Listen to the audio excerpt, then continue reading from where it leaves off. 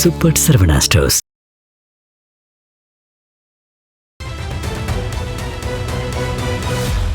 அரசியல் களம் நேயர்களுக்கு வணக்கம். இன்றைக்கு நம்ம நேர்காணலுக்காக அரசியல் விமர்சகர் ரவீந்திரன் துரைசாமி அவர்கள் நம்மோடு வந்திருக்கிறார். பேசலாம் சார். வணக்கம். வணக்கம். திமுக காங்கிரஸ் கூட்டணி தொடர்ச்சியா இழுபறியிலே இருக்குது. திமுக கிட்டத்தட்ட 25+1 இல்லைன்னா அதிகபட்சம் 27+1 தான் ஓட் பண்றாங்க.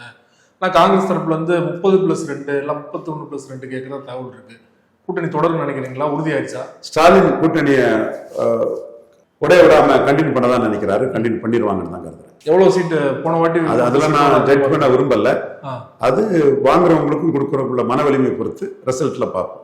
காங்கிரஸோட செல்வாக்கு இல்ல அப்படின்னு சொல்லிட்டு குறைஞ்சிருச்சுன்னு சொல்லிட்டு திமுக தொடர்ச்சியா பேசிட்டு இருக்காங்க. அவங்களுக்கு 25 கொடுக்கறதே அதிகம், ஒரு ராஜ்யசபா சீட் வரையா அப்படிலாம் கேட்கறாங்க இல்லையா? உங்களோட ஒப்பீனியன் என்ன? காங்கிரஸோட காங்கிரஸ் திமுக விட்டு வெளியேறினா 2 விழுக்காடு ஓட்டு தான் வெளியேறும்.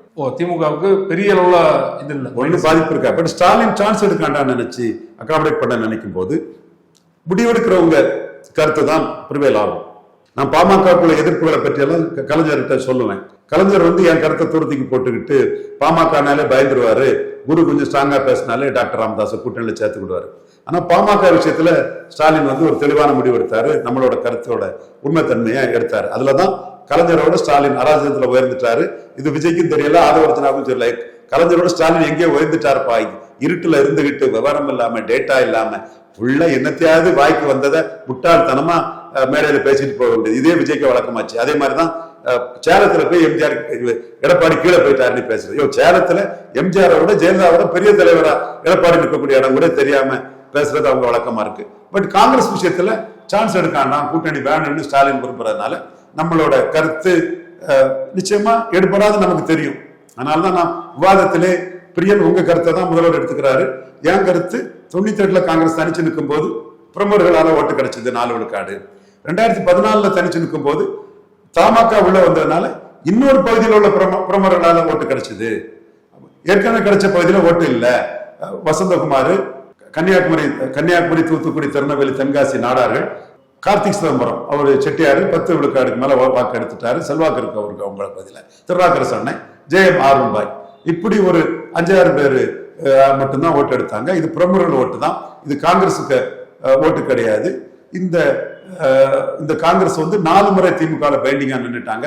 வெளியே போனா எம்எல்ஏக்கள் போக மாட்டாங்க. 2 விழுக்காடு வாக்கு கூட போகாதுங்கிறத நம்ம சொன்னோம்.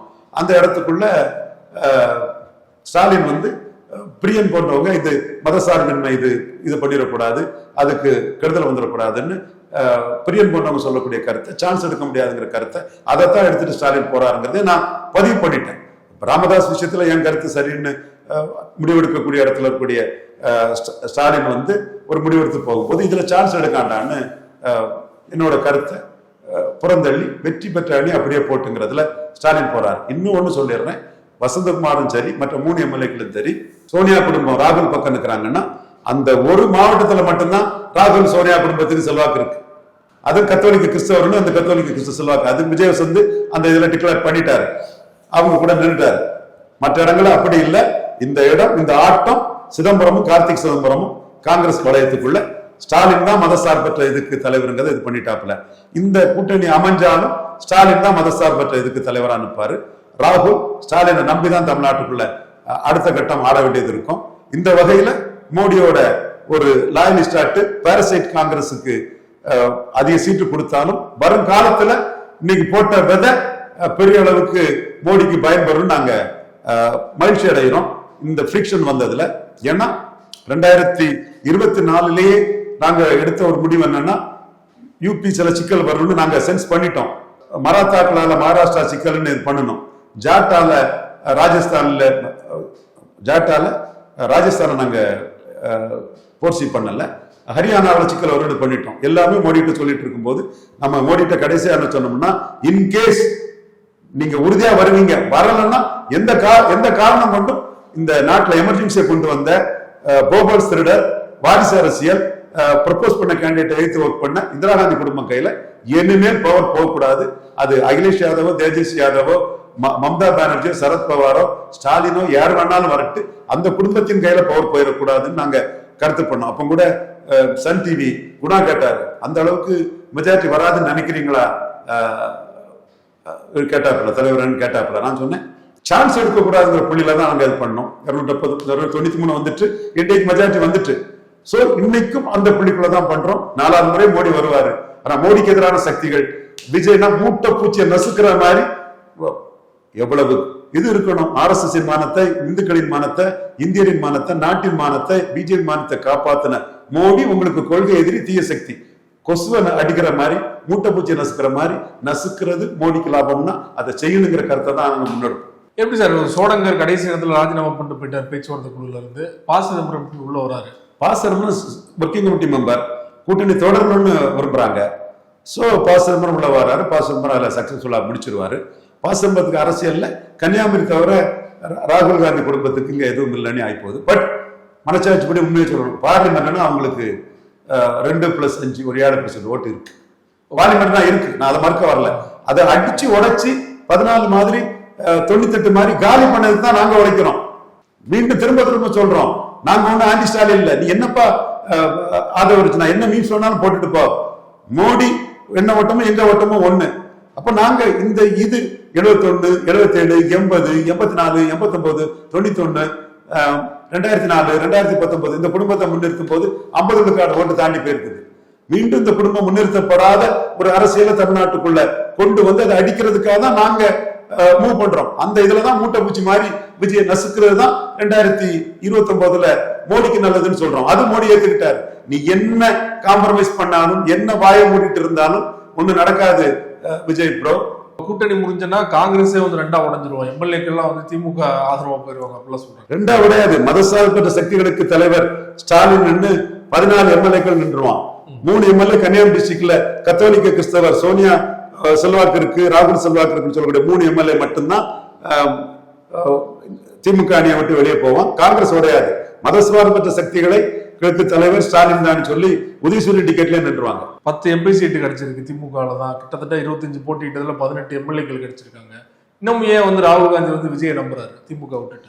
விஜய் நம்பலையே, விஜய் காட்டி பேரம் பேசினாரு. விஜய் நம்பி இருந்தார். ராகுல் காந்தி தான் உறுதியா இருக்கிறதா ஒரு தகவல் வருது. அது பண்ணியிருந்தா ஆட்சியில பங்கு நீ கேட்டு உடைச்சிருப்பாங்க. ஆட்சியில பங்கு கேட்கல. ஆட்சியில பங்கு கேட்டா உடஞ்சிரும்னு தெரியும் உங்களுக்கு. 21 ஆட்சியில பங்கு கேட்காம வெற்றி பெற்றுட்டு 26 ஆட்சி பங்கு கேட்டா உடஞ்சிரும்னு தெரியும். அவங்க என்ன புள்ளிக்கு வராங்கன்னா 21 16 41 நின்று நாங்க 21 எங்க 25க்கு போயிட்டோம்ல, அதனால எங்களுக்கு சீட்டு தாங்கன்னு ஒரு லாஜிக்கலா தான் கேட்கறாங்க. அதை நான் காங்கிரஸுக்கு எதிரான எண்ணம் கொண்டாலும் அவங்க கேட்கறதுல உள்ள லாஜிக்கை நான் மறுக்க வரல. சோ அப்ப அதிக சீட்டு கேட்டு தான் இருக்கிறாங்களே தவிர கூட்டணி உடைக்கிறதுக்கும் காங்கிரஸ் விரும்பல. அப்படி விரும்பியிருப்பாங்கன்னா ராகுல் காந்தி வந்து மோடிக்கு எதிராக ஜனநாயக ட்வீட் போடும்போது தாவேகா தலைவர் விஜய்ங்கிறத போட்டிருப்பாரு. இன்னும் அவங்களுக்கு தெரியும் 2025 பட்ஜெட்டுக்கு எதிராக பேசின விஜயால ஜனநாயகத்துல வாங்கின அடியில 26 பட்ஜெட்டுக்கு எதிராக பேச முடியல. அபூபக்கர் நாம் தமிழர் தம்பி தான் அந்த ஆதாரத்தை கொடுத்து அடிச்சு நொறுக்கிறான். அப்போ தாவேகா காரங்களை விட நாம் தமிழர் தம்பிகளுக்கு எவ்வளவு அறிவு இருக்கு, எவ்வளவு விஷயங்களை எடுத்து பேசுறாங்க. அடுத்தபடியா ராகுல் கைதுக்கு முத எக்ஸலத்துல பதிவிட்ட சகோதரர் ஜோசப் விஜயால ராகுல் காந்திக்கும் சோனியா காந்திக்கும் நேஷனல் ஹெரால்ட்ல கிடைச்ச ரிலீஃபுக்கு ஆதரிச்சு பதிவிட முடியல. ஸ்டாலின் விடுறாரு. பாராளுமன்ற இதுல பேச முடியல, ஸ்டாலின் பேசுறாரு.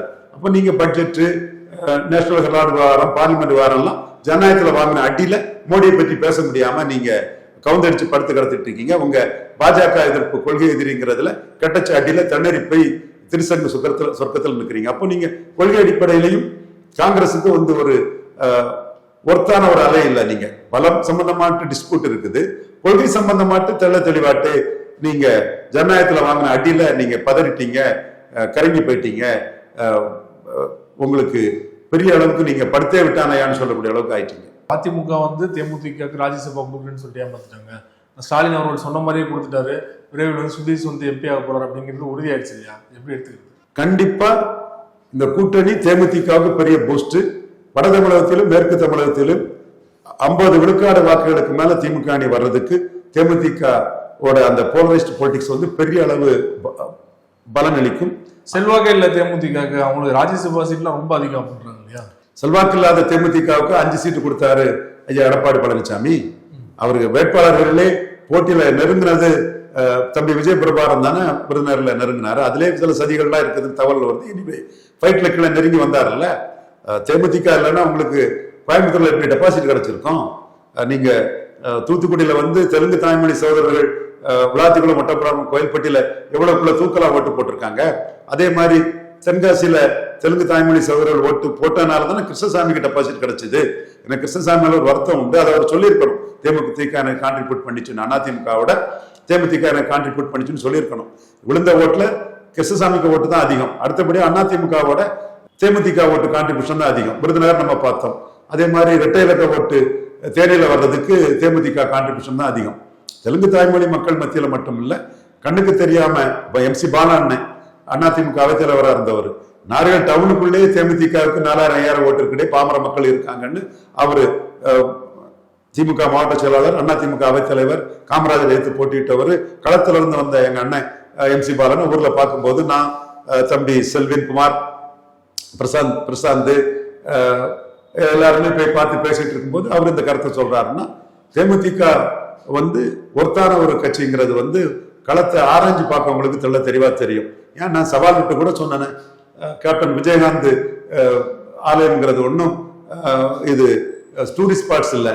அங்க அதிக கூட்டம் வருதா, கடற்கரையில் அதிக கூட்டம் வருதான்னு எந்த ஒரு பத்திரிகையாளர் வேணாலும் நீங்க ஸ்டூடியோ வச்சு பாருங்க. அது டூரிஸ்ட் ஸ்பாட்ஸுக்கு வருதா, கேப்டன் மேல சிம்பதியில வருதா? நீங்க போகும்போது கேப்டனுக்குள்ள சிம்பதி குட்வில் எப்படி இருக்குங்கிறத நானே சொன்னேன். இதுல இந்த இடத்துக்குள்ள முதலமைச்சர்கள் இது, அது எதிர்கட்சி தலைவராக இருந்த கேப்டன் விஜயகாந்த். சோ அவங்க ஒருத்தான அலையன்ஸ்ங்கிறனாலதான் ஸ்டாலின் வந்து 10+1 கொடுத்து அவங்களை கூட்டணியில சேர்க்கிறாரு. விஜய் அவர்களுடைய தஞ்சாவூர் மீட்டிங் குறிப்பா வழக்கம் போல 1/2 மணி நேரம் பேசியிருக்காரு. வழக்கம் போல பேசுற விஷயங்கள்லாம் திரும்ப பேசியிருக்காரு அப்படிங்கிற மாதிரி விமர்சனம் எழுந்திருக்கு. உங்களோட பார்வை என்ன சார் விஜயோட ஸ்பீச்? இப்ப அரைச்சமாவே அரைக்கிறாரு, போர் அடிக்குது. ஒண்ணு புதுசா சொல்றதுக்கு ஒண்ணும் இல்லை, என்ன அப்சர்வ் பண்ணி பார்த்தாலும் எதுவும் இல்லை. ஆனா கொஞ்சம் கிளாரிட்டியோட இருக்கிறார், கொஞ்சம் தெளிவா இருக்கிறார். கொஞ்சம் அந்த இடத்துக்குள்ள ஒரு சகோதரர் தெளிவா இருக்கிறதுக்கு அவருக்கு பாராட்ட தெரிவிச்சுக்கிறோம். முன்னெல்லாம் கொஞ்சம் டென்ஷனா இதா இருப்பாரு. இதுக்கு முன்ன பேசினது எங்க வெள்ளூர்லையா, வெள்ளூர்ல டென்ஷனா இருந்தாரு. இங்க கொஞ்சம் தெளிவா இருக்கிறார் சகோதரர், அதுக்கு அவருக்கு பாராட்டு. இப்படி மற்ற மீட்டிங்கள்ல இப்படி ஒரு தெளிவான பார்வையோட வந்து பேசினா நல்லா இருக்கும். தெளிவானா எப்படி சொல்றீங்க நீங்க?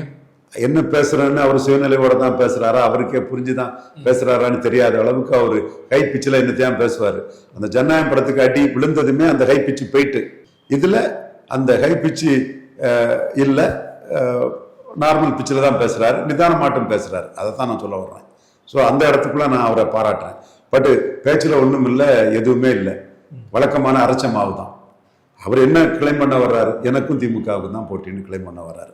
இது கிளைம்.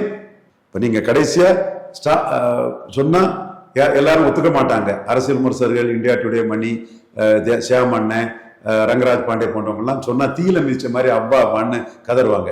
கடைசியா தமிழ்நாடு அரசியல் களம் ஸ்டாலினுக்கும் சீமானுக்கு தான் போட்டி இருந்தது. அது ஒரு இடைத்தேர்தல்னு சொல்லலாம். அது சீமான் என்ன சொல்றாங்கன்னா, கோழை நாய்கள் களத்தை விட்டு ஓடிட்டாங்கன்னு ஓடினவங்களை அடிக்கிறாரு.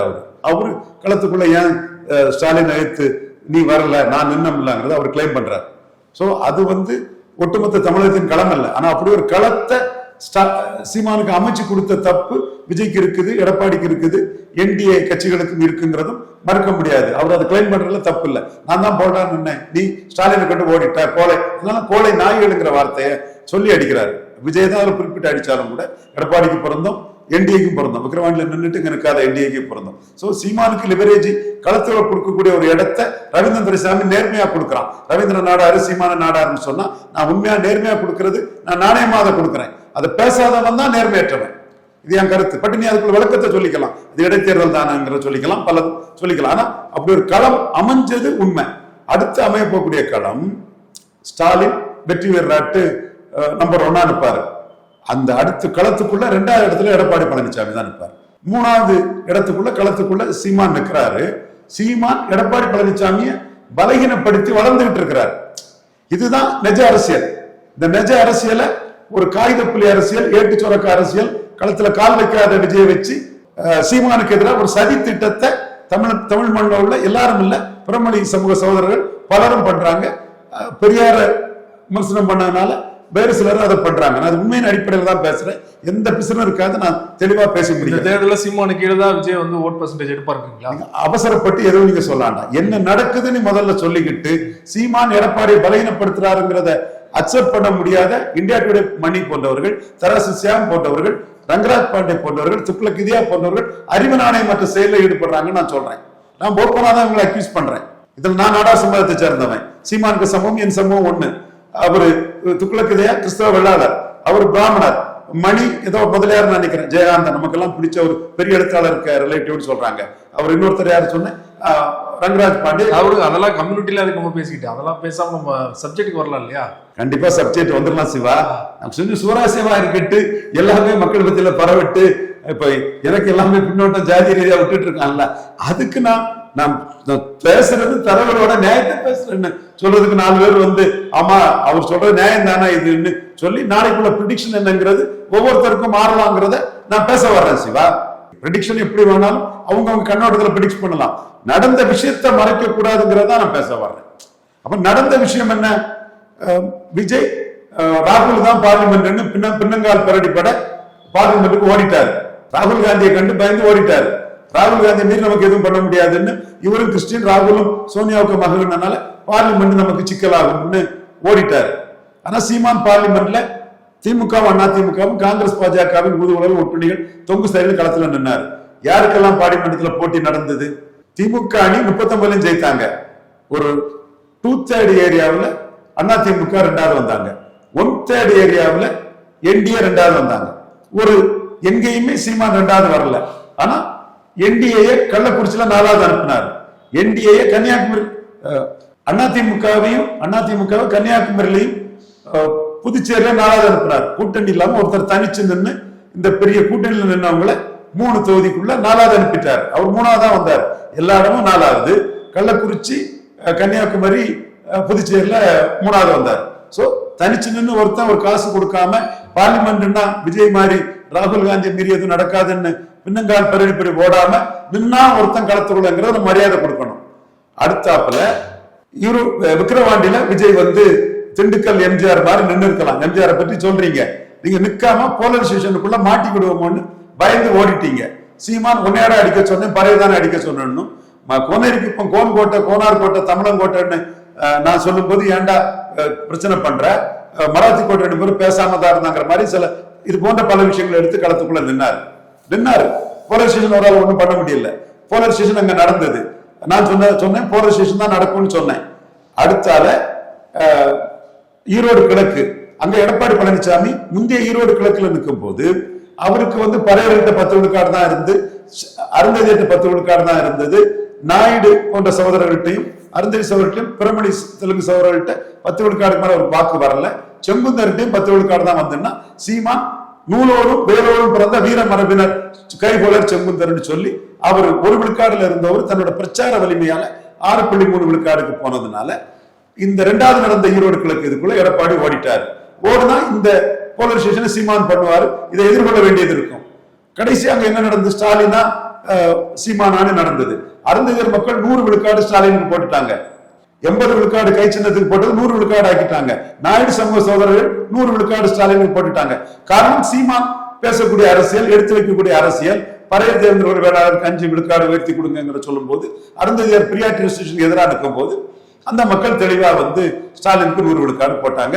ரெட்டலைக்கு ஓட்டு போட்ட அருந்ததியர் நாயுடு சமூக மக்களும் உதயசூரியனுக்கே ஓட்டு போட்டுட்டாங்க. அதே மாதிரி ரெட்டலைக்கு விழுந்த ஓட்டுல 23 விழுக்காடு வாக்குகள் பறையர், செங்குந்தர் போன்ற சமூக மக்கள் ஸ்டாலினுக்கு போட்டுட்டாங்க. இந்த 2 ப்ராசஸும் நடந்திருக்கு.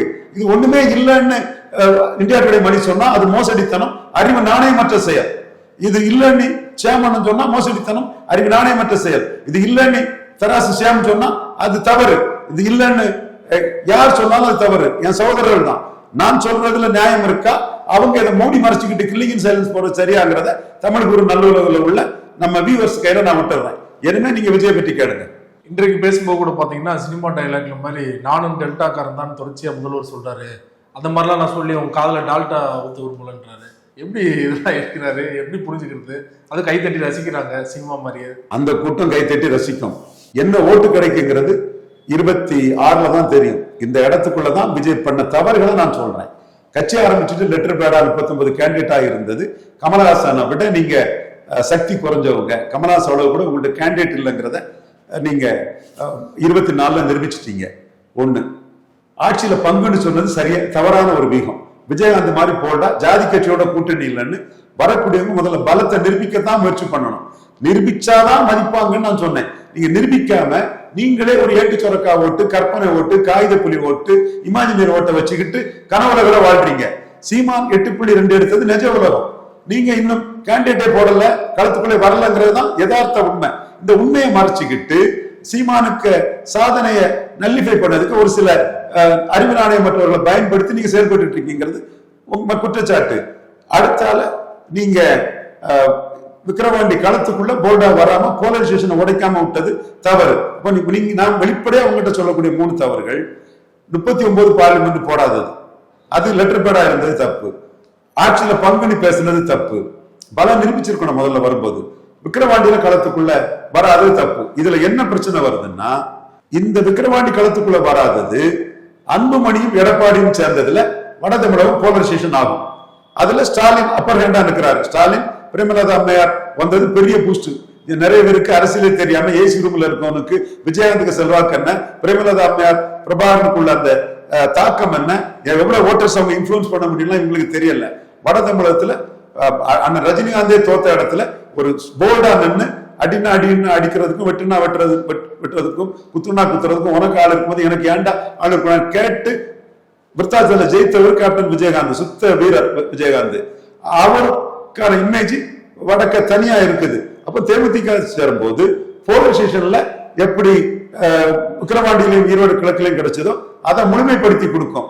காங்கிரஸ் எப்படி ஸ்டாலின் விடமாட்டாருங்க போது கிறிஸ்டின் முஸ்லீம் போலரைசேஷன் முழுமையாகுது. பழைய சமூக ஆதரவும் இருக்குது, ப்ரோ ஒன்னியர் பண்ணுவாரு. எதிர்த்தரப்புல எடப்பாடி 10.5 கொடுத்தது வன்னியர்களின் பெருந்தலைவராட்டும். அன்புமணி 50 விழுக்காடு 50 பூத்துல மாம்பழம் அதிக ஓட்டு எடுத்தாங்க. விஜய் போலரைசேஷன் கண்டு ஓடி போயிட்டாரு. அப்ப நீ டயலாக் விடலாமே தவிர இந்த களம் போலரைசேஷன் ஆகும் போது இடம் ஸ்டாலின் வட தமிழகத்துல நிற்பாரு, 2வது இடம் அன்புமணியும் இவரு எடப்பாடி பழனிசாமி தான் 2வது இடத்துக்குள்ள வருவாங்க. இது நான் தரவுகளோட சொல்றேன். ஏன்னா சேலத்துல போய் அதிமுக பலகீனப்பட்டு நீங்க பேசுறீங்க. சேலம், தர்மபுரி, விழுப்புரம், சிதம்பரம், கள்ளக்குறிச்சி, நாமக்கல், இங்கு 80ஆம் ஆண்டு எம்ஜிஆரோட செல்வாக்கான தலைவர் ஐயா எடப்பாடி பழனிசாமி, 2009 ஜெயலலிதா அம்மையாரோட செல்வாக்கான தலைவர் ஐயா எடப்பாடி பழனிசாமி. ஏன் ஸ்டாலினை விட தனிப்பட்ட முறையில் செல்வாக்கான தலைவர் ஸ்டாலின். இந்த இடத்துக்குள்ள எல்லாம் ஜெயிக்கணுங்கிறதுக்காக தான் தேமுதிக பிரேமலதா அம்மையார் அவங்களை கூட்டணிக்குள்ள புத்திசாலித்தனமா கொண்டு வந்திருக்கிறார். சோ இங்க நடக்க போறது இந்த இதுதான். இதுக்கடையில சீமான் களத்துக்குள்ள நின்னதுனால அவர் தாக்கு பிடிக்க முடியும்.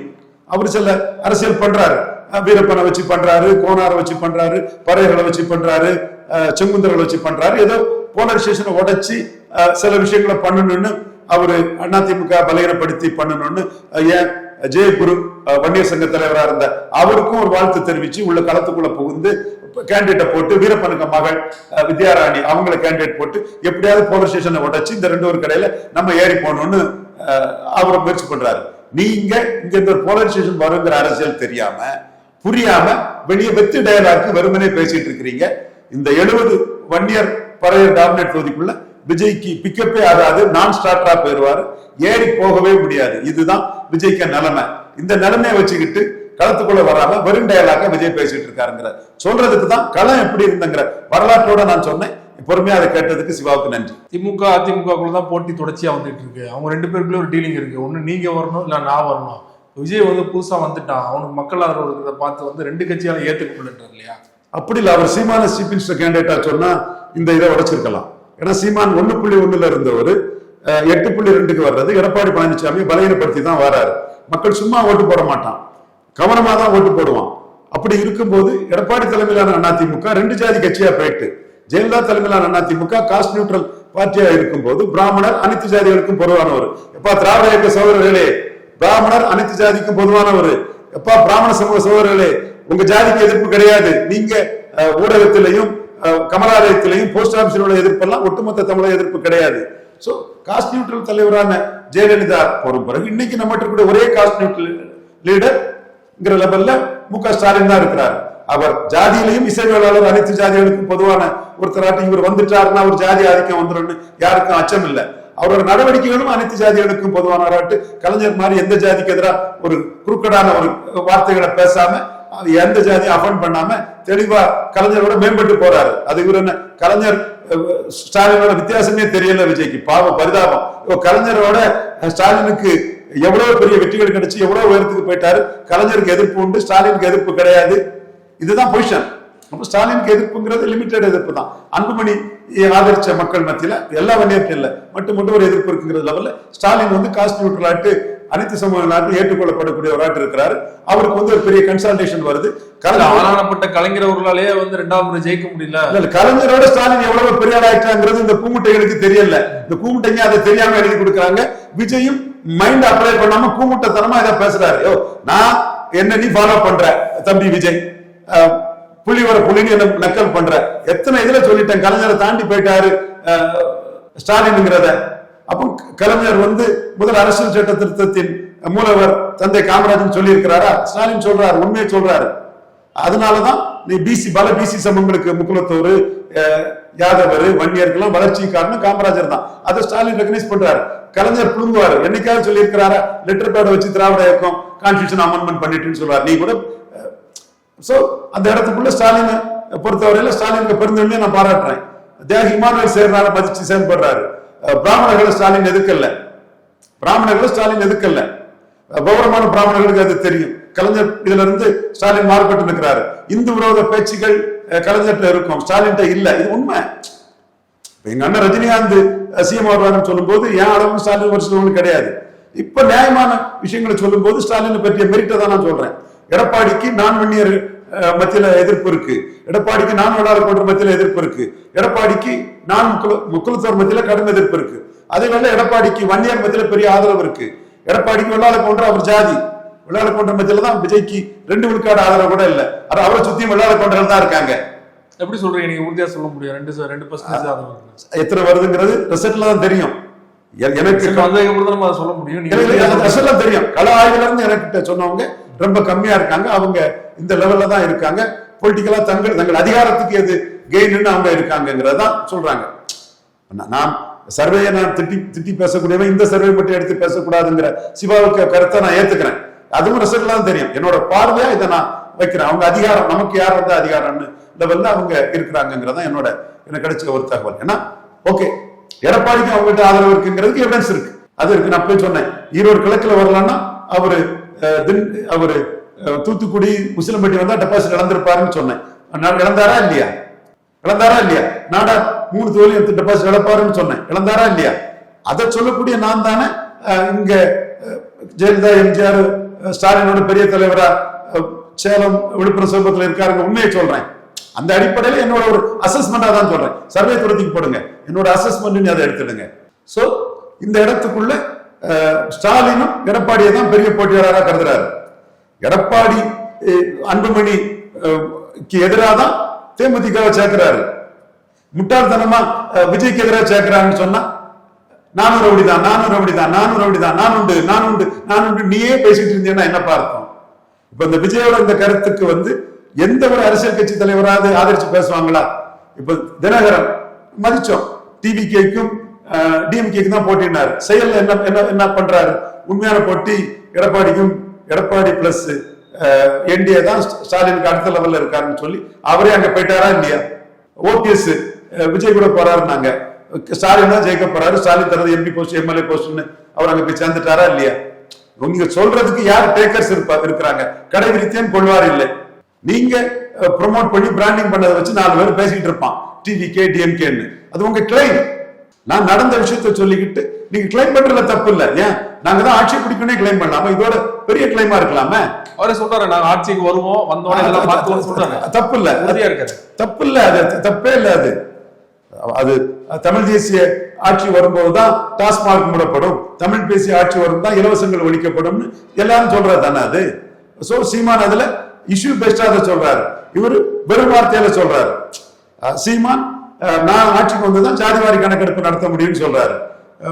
மலையாளி வேணும், மலையாளிகளை எவ்வளவு தெரிஞ்சிருந்ததுக்காக ஜாதிவாரி கணக்கு நடத்தலன்னு எம்ஜிஆர் அடிக்கிறாரு.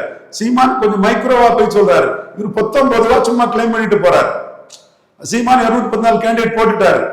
சமூக நீதி அடிப்படையில் வண்ணார் நாவிதர் பேர்களை வேட்பாளரை போட்டுட்டாரு. முத்தரையர், யாதவர், செங்குந்தர் போன்ற பரவலா வாழக்கூடிய சமூகங்களுக்கு அதிக முக்கியத்துவம் கொடுத்திருக்கிறாரு. ஜாதிவாரி கணக்கெடுப்பு நடத்தாம திராவிட இயக்கங்கள் வந்து இந்த சமூகங்களுக்கு முத்தரையர், யாதவர், செங்குந்தர், உடையார், விஸ்வகர்மா, வண்ணார், நாவிதர், புயவர் போன்ற சமூகங்கள் எழுச்சியை காலி பண்ணிட்டாங்கன்னு எம்ஜிஆர் மலையாளின்னு அடிக்கிறார். அப்போ உங்களை விட உறுதியா நின்று சீமான் அந்த களத்துக்குள்ள ஆடுறாரு. நீங்க என்ன பேசுறீங்களோ, வார்த்தை ஜாலம் பண்றீங்களோ, அதற்கு செயல் வடிவம் சீமான் கொடுத்துட்டு இருக்கிறாரு. இப்படிதான் கமலஹாசனுக்கு வார்த்தைக்கு செயல் வடிவம் சீமான் கொடுத்ததுனால ஒரு படிப்படியா ஜம்பாகி எழுப்பிட்டு இருக்கிறாரு. இந்த விஷயத்திலும் விஜய் கொடுக்கக்கூடிய ஆஸ்பிரேஷனல் ஓட்ஸ் வந்து ரியல் ஓட்டா சீமானுக்கு வரும். ஏன்னா நீங்க 214 கேண்டிடேட் போட்டுட மாட்டீங்க. கேண்டிடேட் இல்ல, ஸ்ட்ராட்டஜி இல்ல. இப்போ விவசாயிக்கு அதோட நிறைய விஷயங்கள் பேசுறாரு. சின்ன கூட பாத்தீங்கன்னா கரும்பு விவசாயி தான் சீமான் அவர்களுக்கு கடந்த தேர்தல் இல்ல, நான் எனக்கு அடுத்த ஜென்மத்து மேல நம்பிக்கை இல்லை, மறுபிறவி இருந்தா நான் விவசாய பிறப்பேன்னு சொல்றாரு இல்லையா விஜய். இது வந்து விவசாயிகளுக்கு முக்கியத்துவத்தை விஜய் சொல்லி இந்த அளவுக்கு பேசுறது விவசாயிகளுக்கு பெருமை தான். நம்ம எல்லாமே அதை குறை சொல்லலாம்டா. விவசாயிகளின் முக்கியத்துவத்தை, விவசாயத்தின் முக்கியத்துவத்தை விஜய் புரிஞ்சுக்கிட்டு பேசுறது வரவேற்கத்தக்கது. ஏன் அவர் எல்லாத்திலுமே நம்ம குறை சொல்லிட்டு இருப்போம். என்ன பிரச்சனைனா உங்ககிட்ட 214 கேண்டிடேட் இல்லை, உங்ககிட்ட பல இஷ்யூஸுக்கு கிளியர் கட் பதில் இல்லை. எல்லாத்துக்கும் மேல ஜனநாயக விஷயத்துல நீங்க கோலங்கிறதும், நீங்க சந்தர்ப்பவாதி, சுயநலவாதி, பச்சோதிங்கிறதும் பழைய விஷயங்களையும் பொருத்தி பார்த்து நான் நிரூபித்தேன். ஆர்டி டீம் நிரூபித்தோம், எங்க குரூப் நிரூபித்தோம். இதுல நாங்க காலரை தூக்கி விட்டு நாங்க தான் நிறுவனங்கிறத கிளைம் பண்றோம். அதுக்கு ஆதாரமும் சொல்றோம். இது வந்து அரசியலை கூர்ந்து பார்க்கவங்களுக்கு இந்த உண்மை தெரியும். 8ஆம் தேதியே சொன்னோம், உங்க ஜனநாயகம் படம் ஏற்கனவே தமிழ்நாட்டில் நாங்க எங்க டீம், நாடார் டீம் நண்பர்கள் பலர் எல்லாருமே ஆர்டி டீம்ல உள்ளவங்க, மற்ற ஜாதி இருக்கிறாங்க, வன்னியர், பிராமணர்கள்லாம் இருக்கிறாங்க. எங்க டீம் வந்து ஒரு இது அரசியல் பண்ணி முடிச்சது மாதிரி சத்திரன் குருமூர்த்தி போனவங்க கருத்து கூட எடுபடாம, சாக்கடை ஜலம்னாலும் வீடு தீப்பெட்டி இருக்கும்போது அதை கொண்டு அணைக்கணும்னு சொன்னது கூட எடுபடாம, மோடி கிட்ட ராகுல் காந்திக்கு ஆதரவாளரான நடராஜன் சசிகலா விடக்கூடாதுங்கிற அந்த இதுல நாங்க வெற்றி பெற்றது மாதிரி, சுப்பிரமணிய சாமி, இல கணேசன்ஜி, எங்க பொன்னார் உட்பட எல்லாரையும் மீறி நாங்க எங்க கருத்து மோடி கிட்ட வெற்றி பெற்றது மாதிரி, இப்பவும் கவர்னர் உங்களுக்கு எவ்வளவு முக்கியத்துவம் கொடுத்தாரு. பாதுகாப்புக்கான ஏற்பாடுகள் செய்யப்பட்டது. உங்களுக்கு லெட்டர் பேட் கட்சிக்கு டீ பார்ட்டிக்கு அழைப்பு கொடுக்கப்பட்டது. உங்களால தமிழகம் முழுவதும் ஒரு போராட்டம் நடத்த முடியாதுன்னு இதுவரை நடத்தல, நீங்க நடத்த முடியாதுங்கிறதுக்காக எடப்பாடி நடத்திடுவாரு. அதுல எந்த மாற்றமும் இல்லை. ஸ்டாலினுக்கு போட்டியா இருக்கக்கூடிய எடப்பாடியால நடத்திட முடியும். நான் பொய் சொல்லக்கூடாதுங்கிறதுக்காகவும் களத்துல உள்ள விஷயங்களை சொல்லுங்கிறதுக்காக தான் நான் இதை சொல்றேன். அப்போ நீங்க வந்து கவர்னர் கிட்ட பெண்கள் பாதுகாப்புன்னு ஒரு மனு கொடுத்து பப்ளிசிட்டி தேடி போனீங்க. அதுக்கு கவர்னர் உங்களுக்கு ஹெல்ப் பண்ணாரு, உங்களுக்கு முக்கியத்துவம் கொடுத்து கவர்னர் உங்களுக்கு அழைப்பு கொடுத்தாரு. அந்த கவர்னர் அடுத்து உங்களை ஹேமமாலினி கமிட்டி உங்களுக்காக போடப்பட்டது கரூர் சம்பவத்துல. அடுத்து நயினார் நாகேந்திரன் உங்களை எம்ஜிஆர் மாதிரி பேசினாரு. தமிழிசையார் உங்களை ரொம்ப புகழ்ந்து பேசினாரு. ஆரம்பத்துல ஐயா என்னோட மதிப்புக்கும் மரியாதைக்குரிய தமிழக பாஜகவின் முகமான அண்ணாமலையை உங்களை ஆதரிச்சு பேசினாரு. அடுத்து பாஜக சார்பான வலதுசாரி யூடியூபர்ஸ் எல்லாம் உங்களை ஸ்டாலினுக்கு எதிராக ரங்கராஜ் பாண்டே போன்றவங்க எல்லாம் தங்க ஸ்டாலின் மேல உள்ள வன்மத்தையும் குரோதத்தையும் உங்களை தூக்கி பேசினாங்க. அத்தனை பேர் கருத்தையும் மீறி நாம டிக்ளேர் பண்ணி சசிகலா அம்மையார் விஷயத்துல நடந்த மாதிரி உங்க விஷயத்துல நடத்திட்டோமா இல்லையா? நண்பர் ஜோசப் விஜய் அவர்களே, ஜனநாயகம் படம் காலி ஆயிரும், விடமாட்டாங்க, அவுட்டு தான் சொன்னோமா இல்லையா? அன்னைக்கு நீ செய்தியில சொல்லும் போதே ஒரு ஷோ தான் ஓடாது, அடுத்த ஷோ ஓடுலாம் சொன்னாங்க. இவ்வளவு ஆதரவு உங்களுக்கு பாஜக வளையத்துல இருக்கும் போது நாங்க அதை தட்டி தூக்கிட்டோம்னா நாங்க மோடி கிட்ட உங்களை பற்றி என்லைட்டன் பண்ணிட்டோம். நீங்க தாய் நாட்டின் மானத்தை, இந்துக்களின் மானத்தை, RSS மானத்தை, பாஜகவின் மானத்தை காப்பாத்தின மோடியை தீய சக்தி, கொள்கை எதிரின்னு சொல்றீங்க. ஊழல், அராஜக, வாரிசு அரசியல் ராகுல் காந்தியை தூய சக்தின்னு சொல்றீங்க. அது ராகுல் காந்தி அரசுக்கு அறிக்கை விடுறீங்க. அடிச்சு தகர்த்துட்டோம். இவ்வளவுக்குள்ள அடிச்சு தகர்த்த பிறகும் அடிபட்டுக்கிட்டும் நாங்க பிரைடா கிளைம் பண்றோம். சொல்லிதான் அடிச்சோம். ஜோசப் விஜய், ஜான் ஆரோக்கியசாமி, ஆதவர்ஜனா ரெட்டி காரு அந்த அடியை வாங்கிக்கிட்டு பதில் சொல்ல முடியாம நீங்க ஏதோ அரசல் புரசலா ஸ்டாலின் எதிர்த்தாரு ஜனநாயகத்தை. ஸ்டாலின் ஜனநாயகத்தை மட்டும் எதுக்கல்ல. நீங்க சொல்றீங்க மோடி அவர்கள் வந்து விஜய் அவர்கள் தீய சக்தின்னு சொல்லிட்டாரு, ராகுல் காந்தி தூய சக்தி சொல்லிட்டாரு. ஸ்டாலின் அவர்களும் இதே தானே சொல்றாரு. ஆனா நீங்க விஜய் அவர்கள் எதிர்க்கிறவங்களுக்கு ஸ்டாலின் அவர்களை எங்கேயுமே எதிர்த்து பேச மாட்டீங்க. இது முரண்பாடா இருக்கு. ஸ்டாலினுக்கு ஒரு நியாயம், விஜய்க்கு ஒரு நியாயமா? கண்டிப்பா சிவா கேட்டது 100க்கு 100 உண்மை. ஸ்டாலின் பழைய எதிரி தான். என்னைக்கு அவரு காங்கிரஸ் கலத்தி விட்டுட்டாரோ எங்க ஆளு அவர் கலத்தி விட மாட்டாரு, இன்னைக்கு கூட கலத்தி விட மாட்டாரு. அதைத்தான் நான் சொல்றேன். ஸ்டாலின் சான்ஸ் எடுக்க விரும்பலங்க தான் சொல்றேன். ஸ்டாலினால காங்கிரஸ் வந்து இங்க 10 MD பெற்றுட்டு இருக்கனாலதான் எங்களுக்கு ஸ்டாலினால பிரச்சனை. மற்றபடி திமுக வந்து 99ல இந்த ஆட்சியை கவிழ்த்து இன்ஸ்டபிலிட்டியை ஜெயலலிதா கொண்டு வரும்போது கூட தான் நம்ம கட்சி தான். மோடியும் அதைத்தான் பாக்குறாரு. அதனாலதான் எமர்ஜென்சியை எதிர்த்த முதல்வரின் மகன் என்பதனால ஸ்டாலின் கைதினாரு. வெத்து வேட்டு செல்லாத நோட்டு பலம் தெரியாத 0% விஜயும் நாங்க வெறுக்கக்கூடிய வாரிசு அரசியலுக்கு முழு உருவமான காங்கிரசுக்கு, எமர்ஜென்சியை கொண்டு வந்த காங்கிரசுக்கு ப்ரப்போஸ் பண்ண கேண்டிடேட் எதிர்த்து ஒர்க் பண்ணி நாட்டுல அரசியல் நியாயங்கள் எல்லாம் தூரத்துக்கு கண்ணியத்தெல்லாம் தூரத்துக்கு போட்ட காங்கிரசுக்கு, ராணுவ தடவாளர் போபல்ஸ்ல ஊழல் பண்ண காங்கிரசுக்கு, ஒரு கன்னியாகுமரி தவிர எங்கேயும் டெபாசிட் இல்லாத காங்கிரசுக்கு 10 எம்பி சீட்டு கொடுக்கக்கூடிய அளவுக்கு 40 எம்பி அந்த அணி கொடுக்கக்கூடிய ஜெயிக்கக்கூடிய அளவுக்கு ஸ்டாலின் பலமா இருக்கிறாரு. எங்களை பொறுத்தவரை ஸ்டாலின் காங்கிரஸ் 29 கலத்தி விட்டா போதுங்கிற லெவல்ல தான் ஸ்டாலின் நாங்க அணுகிறோம். நான் வெளிப்படையா சொல்லிட்டு தான் அதை சொல்றேன். காங்கிரஸ் இன்க்ளூசிவ் அலைன்ஸ் சொல்லக்கூடிய ஸ்டாலின் தான் எதிரியே தவிர ஸ்டாலின் எதிரி அல்ல. காங்கிரஸ் தான் மோடிக்கு எதிரி. நீங்க வர்றதுக்கு முன்னாடியே 29 கண்டிப்பா ஸ்டாலின் விஜய் ராகுல் நிற்பீங்க, அல்லது எடப்பாடி விஜய் ராகுல் நிற்பீங்க. எப்படி போனாலும் விஜய்ங்கிற ஜோக்கர் 29 ராகுலுக்கு எதிராக தான் இருக்கக்கூடிய ஒரு ஜோக்கர். அவர் எஸ்டாப்ளிஷ்ட் லீடர். நீங்க வர்றதுக்கு முன்னாடியே இந்த மாதிரி வரும்போது உங்களை கொசு அடிக்கிற மாதிரி அடிச்சு பின்னி போட்டுறணும். 26 நீங்க போர்ஸ் ஆனா 29 மோடிக்கு அது எதிராக போகும். அது ஸ்டாலின் கூட சேர்ந்து எதிராக போகும், அல்லது எடப்பாடி கூட சேர்ந்து எதிராக போகும்னு போர் சைட்டோட கிறிஸ்தவ மதவெறியோட பணமும் வாங்கிக்கிட்டு கிறிஸ்தவ மதவெறியோட இருக்கக்கூடிய ஜான் ஆரோக்கியசாமியை விட, ஜோசப் விஜயோட, கூலிக்கு மாரடிக்கக்கூடிய ஜோசப் விஜயோட உண்மையா உணர்வா மோடிக்காக உணர்வுபூர்வமா அறிவுபூர்வமா நிற்கக்கூடிய நாங்க சசிகலா அம்மையாருனாலும் சரி விஜய்னாலும் சரி மோடிக்கு எது லாபம் எது நஷ்டங்கிறத வேற யாரை விட எங்களுக்கு தெளிவா சொல்ல தெரியும். மோடியை நீச்சுன்னு சொன்னா இந்திரா காந்திக்கு பேத்தி பிரியங்கா காந்தியை லீச் எச்சிபன் பண்ணின்னு பதிலடி கொடுக்கிறது நாங்க தான் தமிழ் மண்ணில் கொடுக்கணும்னு சொல்லும் போது மோடிக்கான ஒரு அரசியலா தான் 29 மோடிக்கு இவர் இடைஞ்சல் பண்ணுவாரு. இப்பவே இவர் அடிச்சு தோஷம் பண்ணணுங்கிறதா எங்க ஆலோசனையா இருந்து அத்தனை பேரையும் மீறி மோடி எங்களை கேட்டுக்கிட்டாருன்னா நாங்க மோடிக்காக சிந்திக்கிறோம். மோடிக்கு விசுவாசமா இருந்து மோடியோட வெற்றி தான் எங்க எண்ணம் ஓட்டோம்னு நிற்கிறோம்னு அவருக்கு தெரியுது. ஸ்டாலின் எங்களை பொறுத்தவரை காங்கிரஸை தூக்கி சுமக்கிறனால தான் எதிரி. மற்றபடி ஸ்டாலினை பெரிய எதிரியா சொல்ல முடியாது.